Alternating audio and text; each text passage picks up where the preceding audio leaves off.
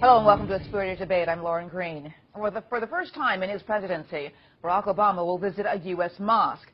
Mr. Obama will meet with the Islamic Center of Baltimore this week. A visit the White House billed as an opportunity to, quote, celebrate American Muslims and reject bigotry in the country. The appearance comes at a time, though, when public sentiment towards Muslims is in the nation is at their lowest. Here with reaction is Salam Bhatti, a national spokesperson for the Ahmadiyya Muslim community. Welcome, Salam. Thanks for having me. So just your reaction to this, because you're really excited about this.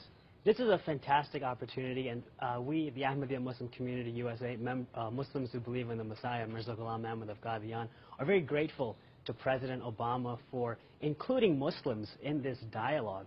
I mean, as you stated, it's a very tense time for Muslims. A lot of rhetoric is coming out against us, and there's a lot of actions like shootings at mosques, vandalism defacing mosques, and hurting people who even look like Muslims. So since that's at an all-time high, it's very important that we have this conversation that President Obama is bringing to a mosque now.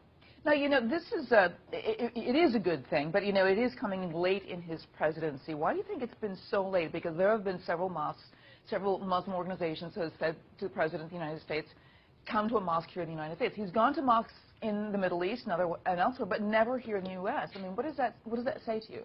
Well, we're not ungrateful for his first time coming.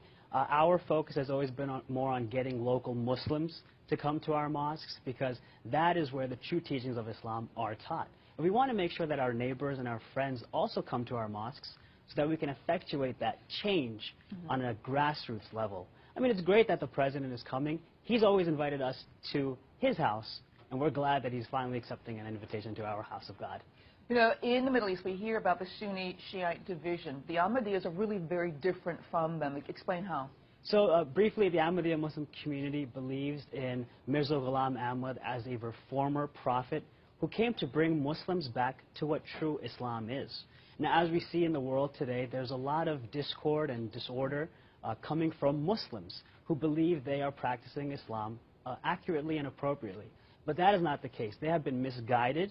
And what Ahmad came to do was to bring them back to what true Islam actually is.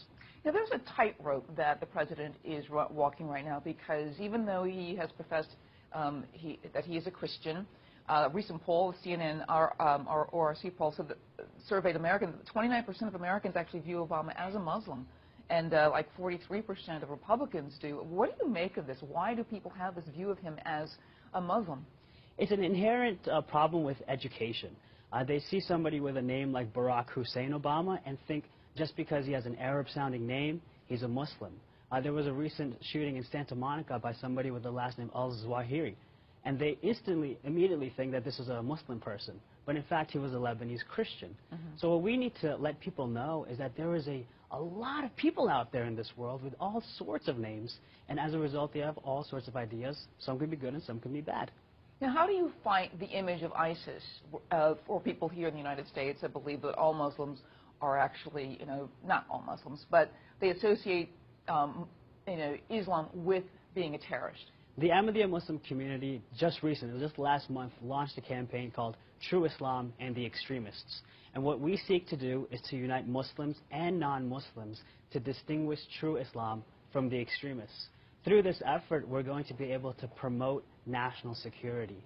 And what we're trying to do is showing people through 11 points that these are the basic principles of what Islam actually is, as taught by the Quran and by Prophet Muhammad, peace be upon him. So these misteachings that are going around from extremist groups, that's not what Islam is. So what we need to do as a community of Americans, is show disaffected youth that what they're about to do, if they're going to join an extremist group, is not right, and this is what true Islam is, because this is something we all have to do together. All right, I want to thank you so much. Salam Bhatti, thank you very much. Thanks for having us, and I hope your viewers visit us at trueislam.com. All right, thanks so much. And thank you also for being here. Thanks for watching A Spirited Debate. I'm Lauren Green.